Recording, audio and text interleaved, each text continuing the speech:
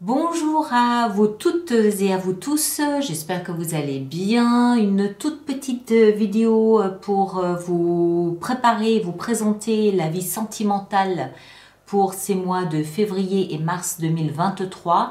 Saint-Valentin oblige, bien évidemment. Alors, comme d'habitude, ces lectures de vie sentimentale auront leur extension. Comme d'habitude, le côté droit du cœur, c'est pour le signe pour lequel je lis et l'autre côté, c'est pour le partenaire, mais vous pouvez parfaitement interchanger si vous vous reconnaissez davantage de l'autre côté, comme d'habitude. Et puis, encore une fois, le partenaire, parce que souvent on m'écrit « Oui, mais moi je suis célibataire ». Alors, le partenaire, ça peut être la personne que vous avez dans votre vie, certes, mais c'est aussi la personne, si vous êtes seul pour l'instant, qui va se présenter à vous durant cette période, ou la personne qui vous est destinée, ou la personne à laquelle vous pensez. Il peut aussi, dans certains cas, s'agir d'une relation amicale. D'accord? Si vous avez un ami important à vos yeux avec qui en ce moment les relations sont un petit peu particulières, cette lecture peut vous aider à répondre à certaines questions que vous vous posez par rapport à cette amitié, vous adapter en intensité, c'est sûr. Si je parle de passion et de désir, bon, vous vous adaptez, c'est voilà. D'accord? Alors, les cartes utilisées pour faire donc cette lecture, la lecture sur YouTube avec ce dos-là, ces cartes ici, c'est le Spellcasters Tarot moderne. Voilà, magnifique jeu. L'extension, c'est-à-dire les cartes comme ça avec, oh, je ne vais pas le montrer lui, il n'est pas beau. Ces cartes un peu dorées, là c'est le Golden Universal Tarot, que voici, que voilà. Et puis le petit oracle que je vous sors durant l'extension, c'est des petites cartes comme ça, absolument magnifiques, qui m'ont été envoyées, créées par Sandy Tattoo. Ça s'appelle le petit oracle de la tattoo thérapie. Voilà, magnifique jeu, superbe. Voilà mes chers, et puis donc voyez votre signe, et puis moi je vous recommande chaque fois aussi de faire la compilation avec votre signe ascendant, voire votre signe lunaire, pour pouvoir vraiment faire une synthèse et faire une lecture un petit peu plus personnalisée, d'accord? Quoi qu'il en soit, on se retrouve le 25 février pour vos lectures du mois de mars. Passez une très belle Saint-Valentin, joli mois de février, et à très bientôt, merci beaucoup. Sagittaire, bonjour à vous, nous voici pour votre lecture de vie sentimentale pour février et mars. Alors comme d'habitude, cette lecture, je vais la faire sous la forme du cœur que vous connaissez maintenant. Je rappelle simplement 2-3 petites notions de base, c'est-à-dire que le côté droit du cœur, c'est pour vous Sagittaire et l'autre côté, c'est pour votre partenaire. Il arrive qu'on se reconnaisse davantage dans l'autre côté. N'hésitez pas à interchanger, ça ne pose absolument aucun problème quant à la lecture. Vous adapterez bien évidemment en genre. Je parle du partenaire, mais il, elle, vous adaptez. Et puis, toujours ce même débat, qui est le partenaire? Alors, c'est un petit peu à vous de savoir qui vous considérez comme étant votre partenaire. Si vous n'en avez pas actuellement, ça peut aussi être la personne qui va peut-être bientôt entrer dans votre vie, allez savoir. Ça peut aussi concerner de l'amitié, ça peut aussi concerner des relations familiales, voire même des collègues de travail, avec qui justement en ce moment les relations sont peut-être un point d'interrogation et cette lecture peut vous aider à y voir plus clair. Voilà. Alors, Sagittaire, signe solaire, ascendant et lune en Sagittaire, le point de départ de votre relation, c'est... Oh, waouh, le soleil. Bon, bah voilà, je vous laisse là, je vous laisse avec ça. Le soleil, bon, ben voilà, ça veut tout dire. C'est alors, le soleil, c'est quoi? C'est d'abord la chaleur, donc c'est les sentiments, c'est l'amour, c'est l'émotion. C'est la lumière, donc c'est la compréhension, c'est la clarté. Voilà, c'est tout. Donc la relation démarre sous de bons auspices, avec de la chaleur, avec de la compréhension, de la clarté, rien n'est caché. Et en fait, il y a toute cette chaleur des sentiments qui est là et qui monte. Votre état d'esprit à vous est au chevalier de denier et à la 4 d'épée. Alors, vous avez pris le temps de vous retaper. Vous avez pris le temps de recharger vos batteries, voire de vous soigner. Soignez votre cœur, soignez les blessures, les plaies que vous pouviez avoir à l'âme. Vous avez pris le temps de vous reposer, vous avez vraiment pris du temps pour vous. Vous avez fait ça avec beaucoup de douceur, en vous écoutant, en suivant votre propre rythme à vous. Vous ne vous êtes pas laissé influencer par l'extérieur, vous ne vous êtes pas laissé bousculer par l'extérieur. Vous avez été conscient à un moment donné que vous aviez besoin de temps pour vous, pour soit vous requinquer, vous retaper, vous redynamiser ou alors vous soigner. D'accord? Soigner réellement ou soigner une blessure à l'âme, une blessure au cœur, voilà. Et vous avez respecté ce besoin que vous aviez. Donc, jusque-là, nickel. L'état d'esprit du partenaire est à la 5 de coupe et au magicien. Alors, le partenaire a à un moment donné dû laisser derrière lui son passé. Il a dû se résoudre à laisser des regrets, à laisser le passé derrière lui et à se concentrer sur son potentiel d'avenir. Pour ça, il s'est appuyé sur tout ce qu'il possède de magie en lui. C'est-à-dire que c'est quelqu'un qui a fait appel à la loi de l'attraction, c'est quelqu'un qui a manifesté du positif, qui a manifesté sa vision d'avenir, qui a peut-être fait vous savez, les cahiers de bord pour se projeter dans l'avenir. C'est quelqu'un qui a utilisé tous les outils qu'il a à sa disposition à lui, ce qui fait sens pour lui, pour arriver à dépasser quelque chose, à dépasser une situation qu'il a laissée derrière lui. C'est fait. D'accord? C'est dans son état d'esprit. Enfin, c'est peut-être encore en cours, mais il travaille dessus, il active tout ce qu'il a de magie en lui pour ne plus être dans le passé et ne plus être dans les regrets. La position suivante, c'est d'où vous venez. C'est votre passé. Vous venez de la 6 de bâton. Vous venez d'un espace où vous avez été peut-être admiré, adulé, mis sur un piédestal, reconnu, valorisé. On vous a peut-être un petit peu trop idéalisé. Et peut-être que ça s'est terminé par une chute, c'est possible. Mais voilà, vous provenez d'un espace où vous avez dû être adulé, vous avez vraiment dû être... Vous avez dû être une sorte d'objet idolâtré, une sorte de... Voilà, je cherche le mot juste, une idole pour quelqu'un, pour l'autre peut-être, pour quelqu'un d'autre, je ne sais pas, une référence, vraiment mis en valeur et respecté, adulé, voilà. Et comme on a le repos tout de suite derrière, peut-être que ça vous a étouffé, peut-être que ça vous a plombé, je ne sais pas. Le passé de votre partenaire vient des amants. Alors, c'est ça le passé qu'il cherche peut-être à mettre derrière lui. Il vivait, ou elle vivait, vous adaptez, probablement une histoire qui devait être une histoire d'âme sœur, une histoire de flamme jumelle, une histoire dans laquelle le partenaire était persuadé qu'il était en face de son alter ego. C'était son histoire d'amour à lui ou à elle. C'était une histoire qui vraiment était quelque chose d'important, qui était placé sous le signe du destin selon votre partenaire. Et c'est ça qu'il est en train de mettre derrière. Les deux positions suivantes sont les actions que vous engagez, chevalier de coupe et 7 de denier.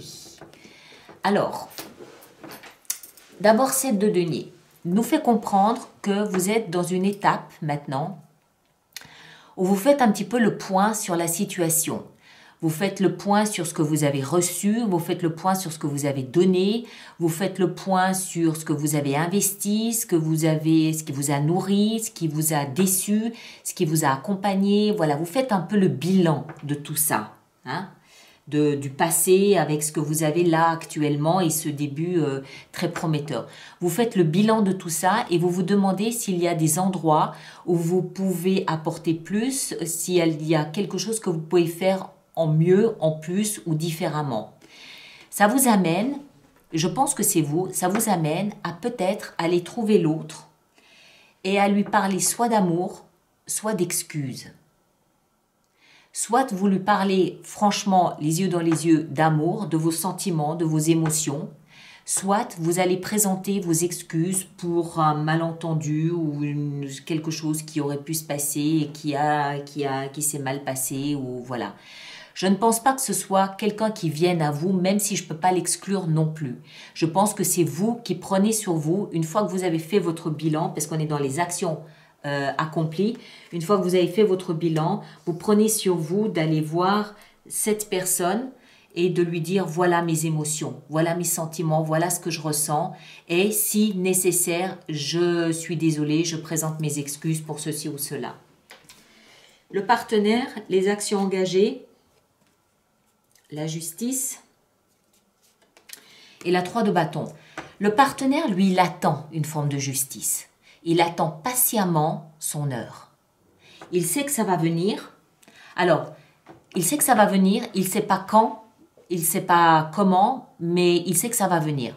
Quelle forme de justice est-ce qu'il attend? Ça peut être la justice des hommes, hein, ça peut être une histoire de tribunal, oui, une séparation, un divorce par exemple, c'est possible. Mais ça peut aussi être la justice des dieux, c'est-à-dire que quelque part, un mot d'excuse, c'est lui rendre justice. Comprenez? Il attend quelque chose qui va rééquilibrer les plateaux de sa balance. S'il attend une justice, c'est qu'il est bien conscient d'avoir vécu une injustice quelque part. Et les plateaux sont déséquilibrés. Il a besoin peut-être d'un mot, d'un regard, d'un geste pour rééquilibrer tout ça. Et il attend patiemment que ça vienne à lui. À moins que ce soit lui qui le fasse. Encore une fois, je ne peux pas l'exclure parce qu'on est dans les actions accomplies, mais c'est votre lecture. Donc pour moi, c'est vous qui allez lui apporter ce quelque chose qui va lui permettre de rééquilibrer les plateaux de sa balance, c'est-à-dire cette forme de justice. D'accord? Bien évidemment, vous adaptez à votre situation, ça va de soi. Le conseil qui vous est donné à vous, amis Sagittaires, c'est la 6 d'épée. Vous bougez, vous quittez une zone pour une autre zone plus confortable où l'herbe est plus verte. Quand je dis vous quittez, ça peut être symboliquement, ça peut être réellement, c'est-à-dire vous déménagez, vous partez, vous vous expatriez. Oui, c'est possible. Moi, je ne crois pas, parce que c'est la seule carte qu'on voit de cette nature-là. Moi, je pense que ce que ça signifie, c'est que vous mettez derrière vous tous les mauvais souvenirs. Vous mettez derrière vous tout ce qui était conflit, tout ce qui était dispute, tout ce qui était bris de vaisselle, tout ce qui était chaotique, tout le dramatique de la vie qu'une vie de couple peut quelquefois vivre. Vous mettez tout ça derrière vous et vous vous offrez une espèce de nouvelle page blanche où l'herbe sera plus verte. D'accord? Conseil donné. Sortez de cette situation, de cette zone où vous avez l'impression que c'est très chaotique. Encore une fois, réellement, en déménageant ou simplement en tournant une page sur une histoire et en partant. Mais coupez. Le conseil donné à votre partenaire, c'est le diable. Alors, le diable, conseil donné. Le diable, ça veut dire ici pour moi que le conseil qui lui est donné au partenaire, c'est de se détacher de toute forme de dépendance affective. Et on a vu que c'est ce à quoi il s'appliquait dans sa tête. Il s'applique à laisser quelque chose qui était beau, bon, merveilleux, magnifique derrière lui, c'est-à-dire laisser le passé dans le passé. Je pense que le partenaire était peut-être un petit peu dépendant affectivement d'une relation qu'il considérait être une relation peut-être flamme jumelle.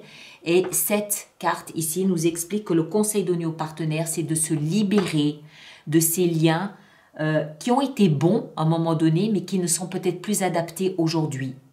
Aujourd'hui, ce sont des liens qui l'étouffent, qui l'empêchent d'avancer, qui l'emprisonnent. Il s'agit pour lui de s'en libérer. Et il s'en libère, il le fait visiblement, en tout cas c'est ce qu'il a dans sa tête, il le fait en se concentrant en utilisant tous les outils qu'il a à sa disposition, pensée positive, se projeter dans l'avenir, la loi de l'attraction, les contacts avec l'univers, tout ça. Il utilise tous les outils à sa disposition pour laisser le passé définitivement dans le passé. Donc, il bosse. L'issue vraisemblable de votre relation à ce stade, le roi d'épée et la reine de denier. D'accord. Alors, pour quelle raison, je ne sais pas. Moi, je vois un couple ici. Alors, je vais le dire quand même. Il n'est pas impossible que l'issue de la relation à ce stade soit qu'un couple vienne peut-être vous conseiller, vienne vous aider, intervienne dans votre histoire, dans votre relation. C'est possible. Un couple extérieur qui se connaissent pas, peut-être aussi un homme ou une femme, c'est possible. Après la deuxième lecture, le roi d'épée peut être un homme de loi. C'est quelqu'un avec qui on communique, c'est quelqu'un qui sait communiquer, c'est quelqu'un qui a une forme d'autorité du verbe, hein, comme un avocat, un notaire, un banquier, un patron, voilà. Donc il est possible que, en fait, l'issue soit les conseils peut-être même de couple, hein, thérapie de couple, avec la reine de denier ici, thérapie de couple, conseils donnés au couple pour sortir de cette forme de crise. Bizarrement, je ne le sens pas comme ça. Bizarrement, moi je vois plutôt ici peut-être un couple d'amis qui vient qui vous parle, qui essaye de vous aider à trouver une issue favorable. Comment prendre soin de ce que vous avez, comment nourrir même si c'est juste de l'affection, de la tendresse, comment faire prospérer ça, comment prendre soin. Moi, je vois ça comme ça. Maintenant, encore une fois, je peux me tromper. Il peut s'agir ici d'un conseil ou de communication que vous avez l'un avec l'autre, mais une communication un petit peu autoritaire concernant vos biens, concernant le partage peut-être de vos biens, concernant quelque chose de précieux entre vous deux. Qu'est-ce qu'on en fait? C'est un peu ça. On a quelque chose de précieux. Ça peut être encore une fois de l'amitié, ça peut être de la tendresse, ça peut être du bien, ça peut être du patrimoine. Et le roi d'épée, qu'est-ce qu'on en fait de ce bien maintenant? D'accord? Voilà mes chers. On va préparer notre extension avec tout ça. Alors, le passé, on le laisse là. Donc, tous ceux pour qui cette lecture fait résonance, je vous rappelle qu'il existe une extension qui est dans la boutique Alice Nicolas, dans la rubrique hors série, évidemment, puisque ce n'est pas une lecture mensuelle. Le lien sera dans la boîte de dialogue là-dessous. Alors, voyons voir. Le soleil. Le soleil, qu'est-ce que le soleil? La roue de fortune. Ok, très bien. Très joli, très joli. Hein? Votre état d'esprit à vous, ici, où vous avez pris du temps pour vous, l'as d'épée, excellent. L'état d'esprit du partenaire, ça semble bugger de ce côté-là quand même, avec son passé qui a l'air d'être très présent. Waouh, bah oui, tu m'étonnes. 10 d'épée, ok, on comprend mieux. Après, les actions que vous vous engagez ici avec cette espèce de bilan, de point de la situation que vous faites, le soleil, le même que là, superbe. Donc vos actions sont justes, basées sur l'amour, sur la compréhension. Action de l'autre côté. Oh, punaise, la tour. Je voudrais pas être le partenaire. Hein. Il passe à un mauvais moment là quand même. Hein. Entre 10 épées et la tour, ouais, on va voir. Conseil qui vous est donné, la force. Superbe. Vous, si vous êtes de ce côté-là, vous êtes top. Conseil donné au partenaire ici, il faut qu'il se débarrasse de ce lien toxique là. Oh, punaise. Oh, 2 fois le diable. 2 fois le diable. Allez, on en rajoute encore une là, parce que de toute façon, je vais en rajouter là-dessus. Ouais, il y a de la tricherie, il y a du mensonge, il y a des choses pas très belles. Il y a des choses pas très belles de ce côté-là. Je pense pas que ce soit le partenaire lui-même. Je pense que c'est un lien qui est connecté au partenaire. Et puis ici, l'issue. L'issue vraisemblable, on a la 9 de bâton. Tenez bon. Ok? Ouais, je pense que c'est le partenaire qui a dû faire une mauvaise rencontre, mais qui l'a complètement, qui est pas très top avec. Mes chers, le lien pour l'extension est dans la boîte de dialogue là-dessous. Allez voir votre signe ascendant, votre signe lunaire, vous compilez les 3 lectures, vous aurez une lecture plus personnalisée, adaptée à vous. Bien sûr, vous gardez votre libre arbitre et vous prenez que ce qui résonne pour vous. Merci de bien vouloir laisser vos commentaires pour que les autres personnes du signe du Sagittaire puissent comprendre comment vous naviguez là à travers ce que vous faites pas, comment vous avez interprété, réagi. C'est toujours utile et aidant pour les autres. Donc merci de bien vouloir le faire. Et puis nous, on se retrouve le 25 février prochain pour les lectures du mois de mars. Merci à chacun d'entre vous et à très bientôt. Merci beaucoup.